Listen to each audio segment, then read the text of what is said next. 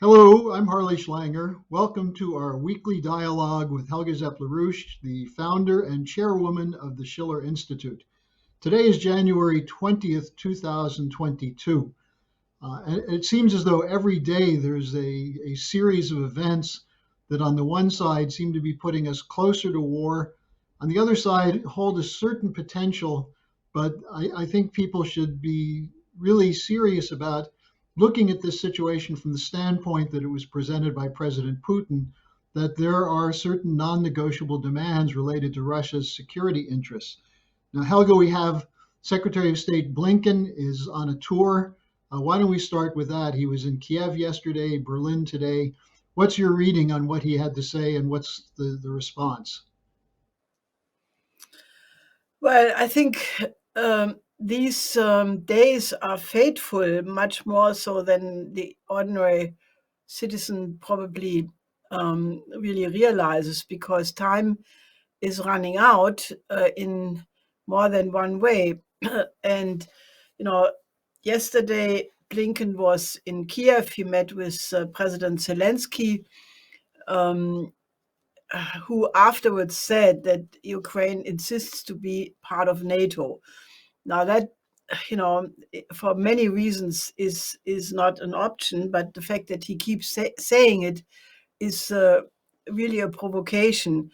And Blinken basically said it's up to Ukraine to decide its own future. But this is absolutely not the case because uh, you know first of all, um, to be a member of NATO requires that a certain standard is fulfilled. First of all, the new member must increase the security of all already existing members. Now, that is definitely not the case.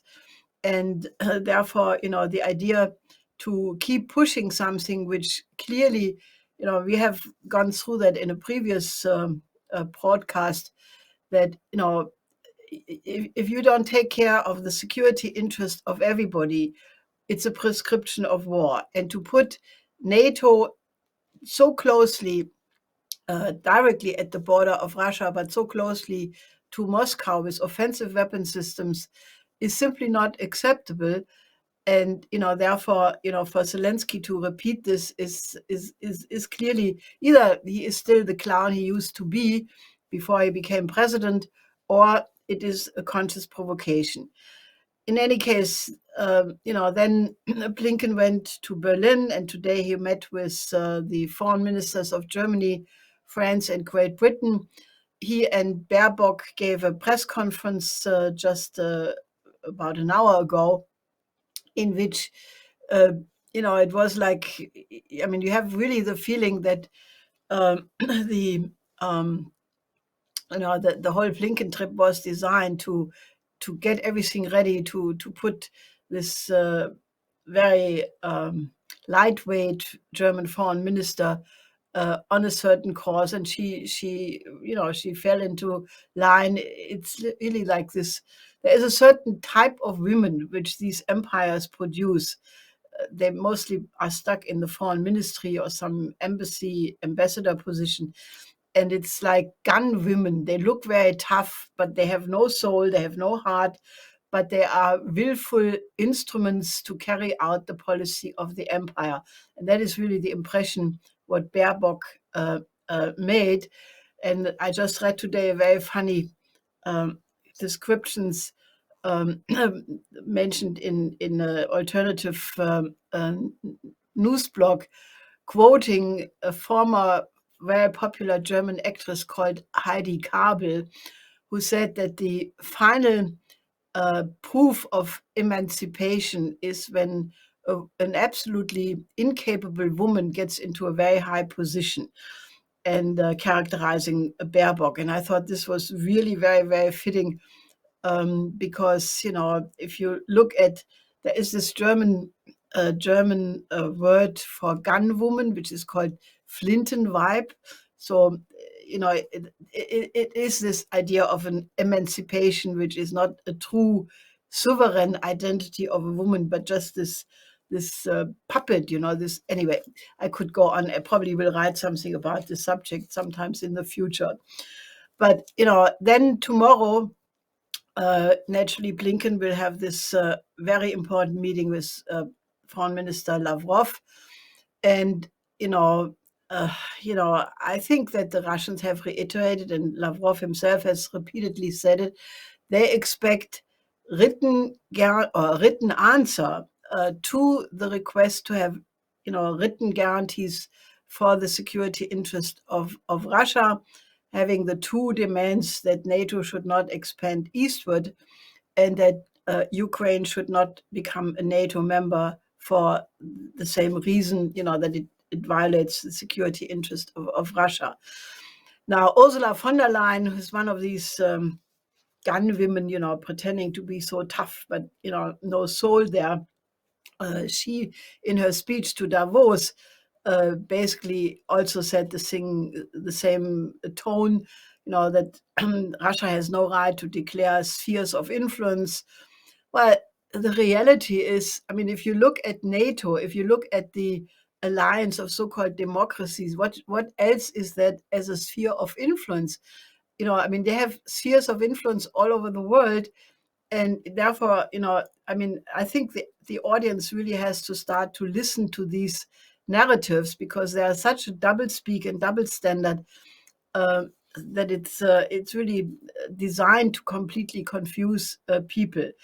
So what will happen tomorrow? Well, hopefully President Biden will have instructed Blinken to give a response, at least some response which approximates the demands of Russia.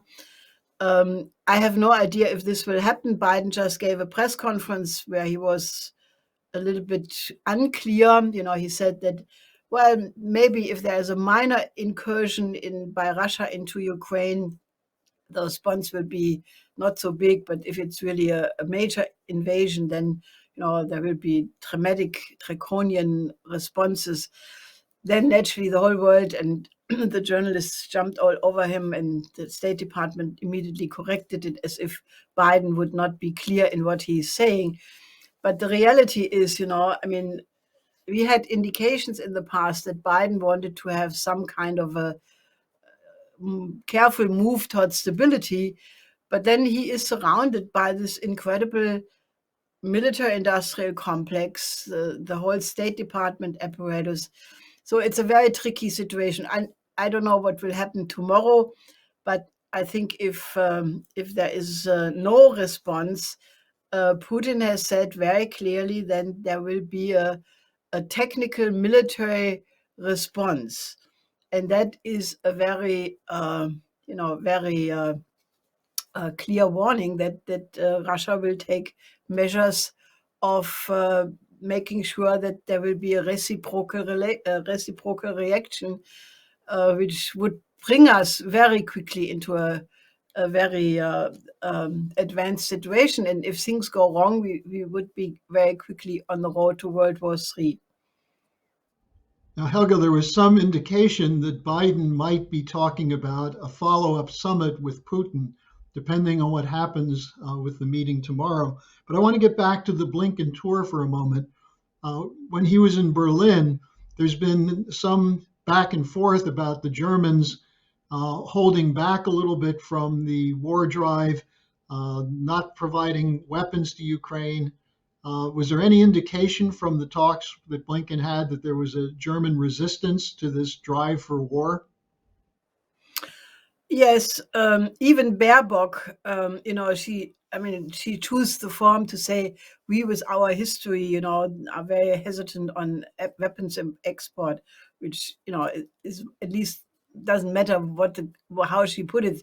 I think it's good because the UK and the United States did send weapons to Ukraine. According to Blinken, they are all defensive weapons, but most of these weapons can very quickly turn into offensive weapons as well. And there is a report from Reuters, which I take with a grain of salt because it's Reuters, But they claim, this was just a few hours ago, that the State Department cleared the 3 Baltic states to allow them to export weapons they have from the United States to Ukraine. And that is a whole other dimension of it, which clearly is building up the provocation. There was a very interesting interview with the former General Inspector of the Bundeswehr, General Kujat, in the Deutschlandfunk, in which he basically said a couple of things which I think are very clear-headed, and it shows you that if you are a military, you don't have to be a warmonger, but you can actually be concerned about stability, which a good military function should be. He said it's very good that Germany is not sending weapons, because to send weapons to Ukraine right now is not stabilizing the situation, but to the contrary, it's escalating the situation. And he also, said you have to be able to take the Russian viewpoint into your own consideration. And it is very clear that with NATO having troops already in Ukraine, having drills, having weapons there, and naturally with the prospect of NATO membership, even that Russia feels threatened by that, and you have to take that into account. And he even referred to a speech by Bush Senior from '89, where Bush Senior at that time had admitted that you have to take the security interest of Russia into account. And that is so basic, that you sometimes wonder how these nowadays politicians forget such a basic consideration, that you cannot have any peace without taking the security interest of everybody into account. So he also, again reminded people that there is actually no way how Ukraine could become a NATO member, because it does not fulfill the standards which are required. The most important one, that it should increase the security of the already existing members and not do the opposite. Apart from the fact that one hardly can call Ukraine a democracy right now, given the extremely, extremely complicated composition of its political forces, which includes many elements which are everything but democratic. So I think that in Germany there is a certain understanding. There were also many former diplomats and military people who basically appeal to go back to the tradition of Willy Brandt and have a peaceful coexistence and dialogue.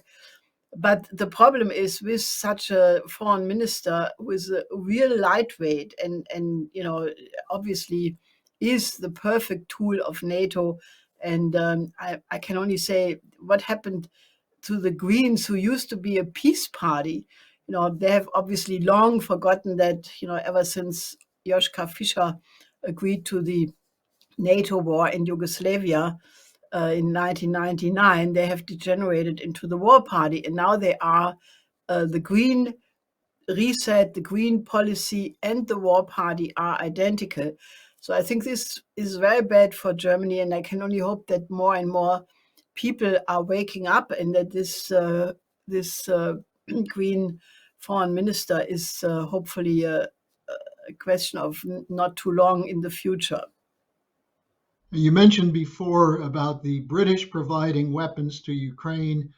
There are reports that the British have sent military training networks and possible also maybe mercenary CIA types to carry out sabotage or false flag operations against the Russians in Ukraine or against the pro-Russian forces in the Donbass.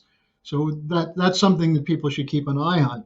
I want to get back to the reaction, both pro and con, the war versus the anti-war. On the one side, you have 7 U.S. senators who just came back from Kiev, basically saying that Biden's got to toughen up. He's got to do something. I'd like your thoughts on that. And then on the other side, I had a very interesting article from David Pyne in the National Interest, which is an old conservative publication, but in which he joined another Russian analyst, Gilbert Doctorow, who are both saying that the U.S. should recognize that Putin is expressing legitimate concerns. So I'd like you to just talk a little bit about on the one side, the crazy war hawks from the U.S. Senate, and on the other side, the fact that some people are making the point that these are serious security concerns for Russia. Yes, this delegation of 7 senators, again, it's this Senator Wickett uh, who has already come out talking for the use of first use of nuclear weapons against Russia, which he never got really. I mean, that shows you the state of affairs. I mean, he was never really repudiated by anybody for having said that. And that despite the fact that the 5 permanent nuclear powers came out to say that since nuclear war cannot be won, it must never be fought, which was important. But I mean, if that does not lead to, for example, President Biden instructing Strategic Command General or Admiral Richards to instruct the Pentagon to change his instruction from February last year that nuclear war is now likely, to exchange that with the statement nuclear war can never be won and therefore must never be fought. The question is it really American policy, or is it just words? Now, Senator Wickett this time was running around in Ukraine saying the Russians should get a bloody nose. I mean, this guy is obviously, a complete barbarian and doesn't even have civilized language. This is very dangerous. I mean, some people have lost any kind of civilized language and behavior.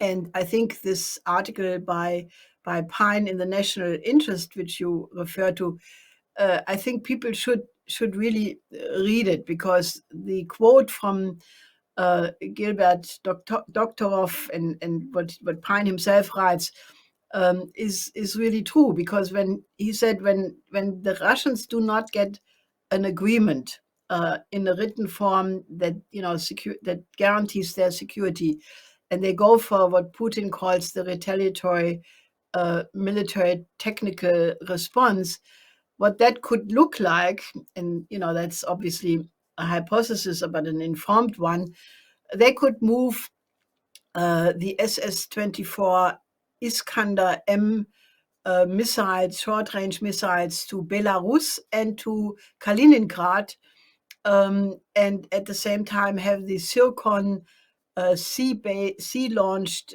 cruise missile put in front of the coast of Washington. And then he refers to a previous quote from some Russians saying that these missiles could hit Washington more quickly than the President of the United States would have time to enter Air Force One. Now, that basically should give people a sense what we are talking about. We are talking about a reversed Cuban Missile Crisis, because if NATO insists to put these offensive weapon systems along the Russian border, that is exactly the same thing like when the Russians put their hypersonic missiles on submarines in front of the capital of the United States.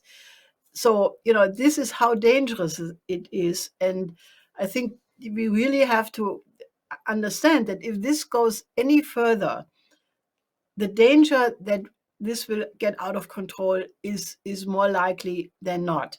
Another element which people should be aware of, that there is now all this talk about regime change in Belarus.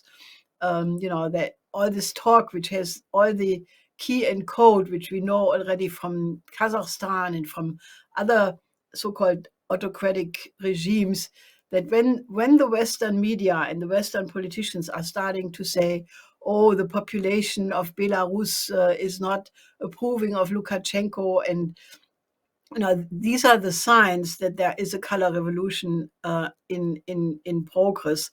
And, the Deputy Defense Minister of Russia, Alexander Fomin, has just put out has said in a press conference that Russia is going to have joint maneuvers with Belarus starting on February 9th. And naturally, this is being construed then by the NATO side again that, this is part of the planned Russian attack on Ukraine, which, they are talking since months now that this will happen in January, beginning of February. But, this is a situation where both sides, are on the edge. And we have to step back from this, brinkmanship with thermonuclear weapons and the potential of extinction of civilization is just a sign of absolute madness. And I really think that, depending what happens tomorrow in the discussion, we could be in, if the thing goes negative, we could be in a absolute super confrontation, Cuban Missile Crisis type of confrontation in a very short period of time. One of the things that comes up around Belarus is the narrative on the Russian troop mobilization. The Russians are massing troops on the Ukraine border. Now they're massing troops on the Belarus border. They never mention that half the Ukrainian army is camped on the other side of the Dnieper River facing the Donbass, and the Ukrainians have also sent troops into to the border with Belarus. But I think the other thing on this color revolution question, which people have to think about, is the way the Russians responded in Kazakhstan, where Putin said there will be no more color revolutions, and they acted very quickly to counter that. Now, the Kazakhstan brings up a question that I think is quite significant, which is the overall picture in the Central Asia, South Asia. There was just the trip by the Iranian president to Moscow where they signed a major agreement. How does that fit into this whole scenario? Well, there is at the one side you have the the effort, by a collapsing financial system, the neoliberal system, to go for encirclement of Russia, encirclement of China, stopping the rise of China in particular, trying to contain Russia, even have regime change against Russia and China. But that is not the whole reality, because that is a policy which is based on military power, on so-called alliances of democracies, but there is no content to it because the economy is collapsing of that system, while at the same time, while the United States last year had a economic collapse of 1 or 2%, China had an increase of the GDP of 8.1%, and the Belt and Road Initiative is progressing despite all of these difficulties, and more countries are joining it.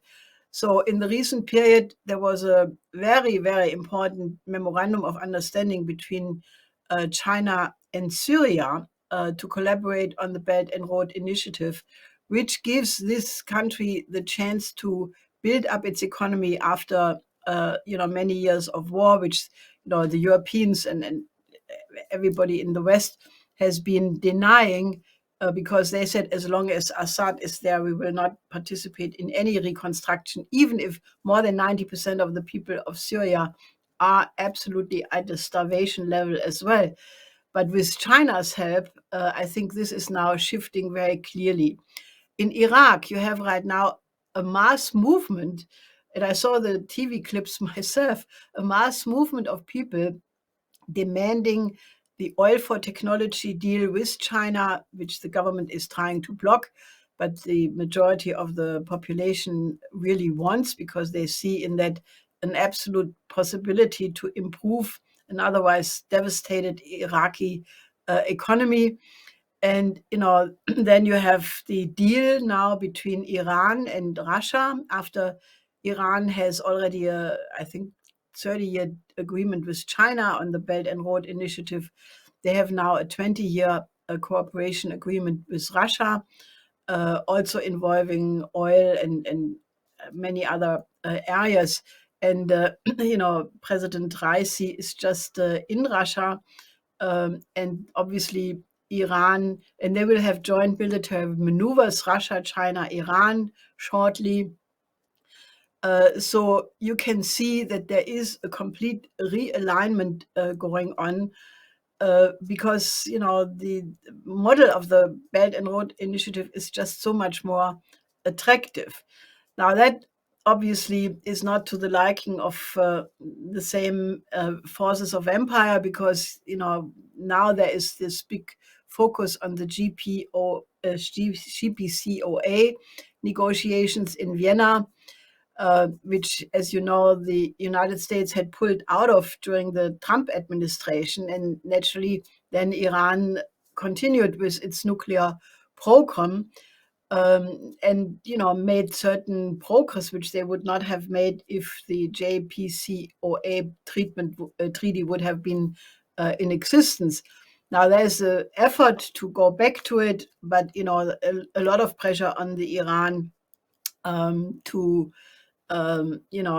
basically move back on its improvements on enrichment and similar developments. And there's always the danger that there could be also some nuclear or some preemptive military move coming from the side of Israel against Iran.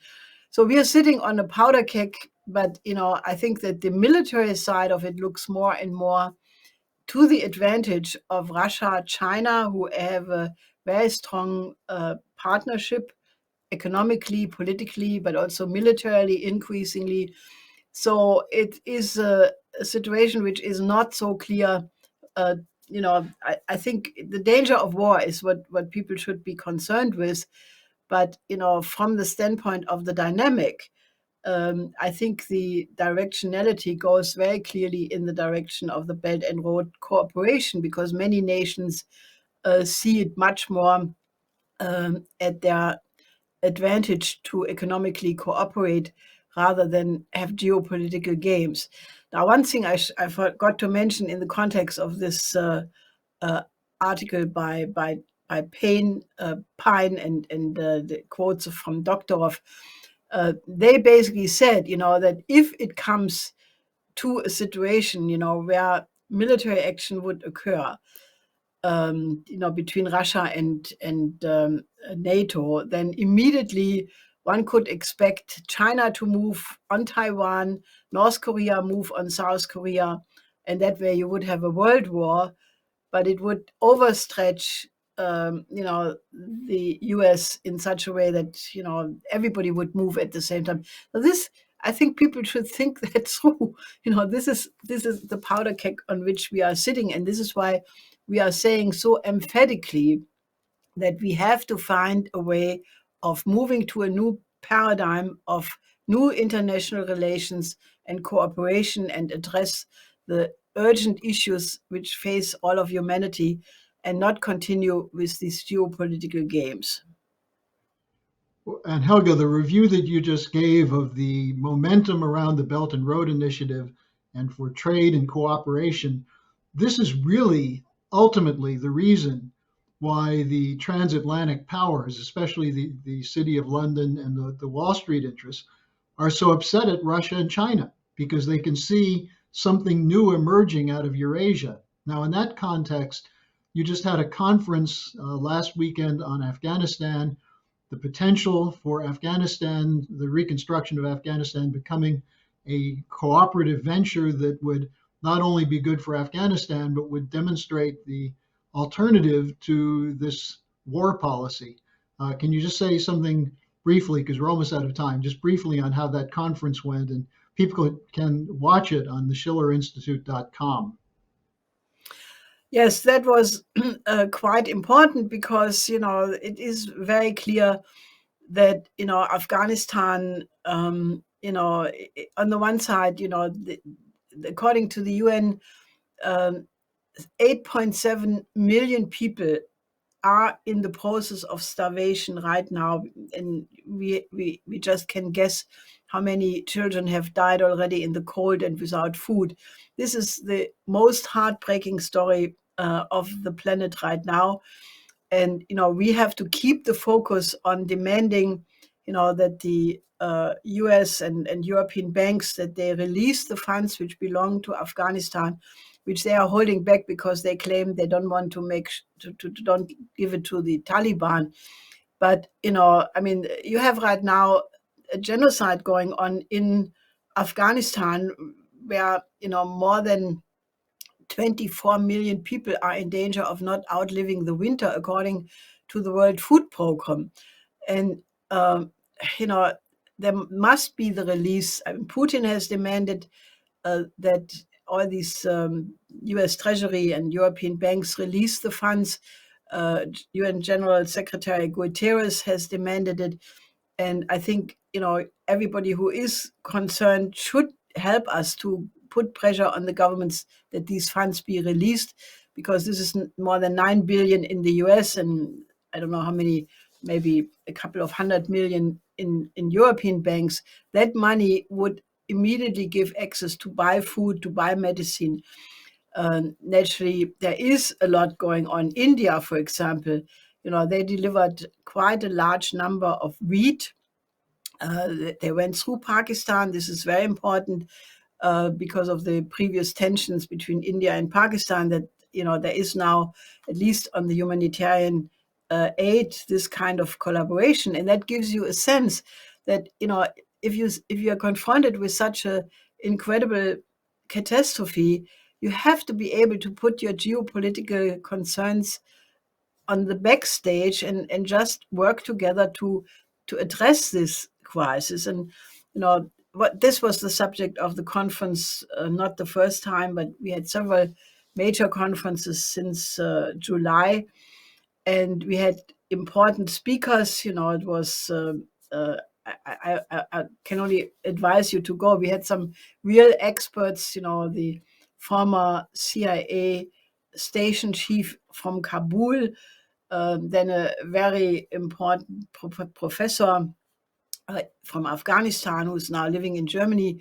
who gave an absolute fascinating history of Afghanistan, and many other people. And obviously, I'm continuously push this project of the Operation Ibn Sina, because Ibn Sina was one of the absolute great physicians of world history. He comes from his father comes from Bak, which is near Mazar-e-Sharif, which is in the north of Afghanistan, and he himself is born near Bukhara in Uzbekistan, but 1,000 years ago. And he was the person who discovered the methodology of quarantine, which obviously is of very big significance now in the time of the pandemic. And he was also one of the outstanding thinkers who influenced not only the Islamic world, but also European philosophy, which is why he's called in the West Avicenna. He had influence of Thomas of Aquinas, on Albertus Magnus, on Dante, on Nicolaus of Cus, and many others. So it is a symbol of helping Afghanistan to not only solve its medical problem, but also to find, again, a rallying point for a hopeful future. And, I mentioned in another presentation that Ibn Sina also developed this notion about the necessary existent. The question is, is the universe, has it been created at once, or is it eternal? Now, this is not an old question, but it will come up with the findings of the James Webb telescope, because they try to go back almost 14 billion years in time to find out what was happening around the Big Bang. Supposedly, the Big Bang, was there something before, or did it all start there? So these philosophical questions, they are not out of what we should be concerned with, but they are, that's the kind of thinking one has to elevate the mind to be able to think the new paradigm and think about the fundamental issues of mankind. And why are we here? What is the identity of humanity, and how should we think about things? So it was a quite interesting conference, and I can only invite you to go and look at the speeches, because you find hardly such a combination of experts elsewhere. Helga, you opened the discussion today saying these are fateful days, time is running out. This actually is what Friedrich Schiller called a punctum saliens, a moment when people must make a decision to act. And I think you've given people a lot to think about. Thanks for joining us today. And people should, as you recommended, go to the Schiller Institute website and keep your eyes open for upcoming conferences. So Helga, thanks for joining us today. Till next week.